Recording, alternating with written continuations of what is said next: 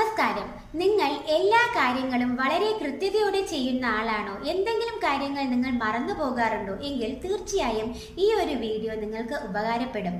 ചെയ്യേണ്ടതായിട്ടുള്ള കാര്യങ്ങൾ എന്തെന്ന് വെച്ചാൽ, രാത്രി കിടക്കുന്നതിന് മുന്നേ അടുത്ത ദിവസം ചെയ്യേണ്ടതായിട്ടുള്ള ഒരു കാര്യങ്ങളുടെ ഒരു പട്ടിക തയ്യാറാക്കുക.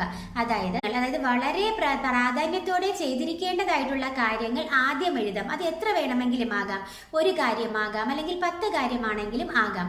എന്നിട്ട് ചെയ്താൽ നന്നായിരുന്നു എന്ന് തോന്നുന്ന കാര്യങ്ങൾ പിന്നീട് എഴുതി വെക്കാം.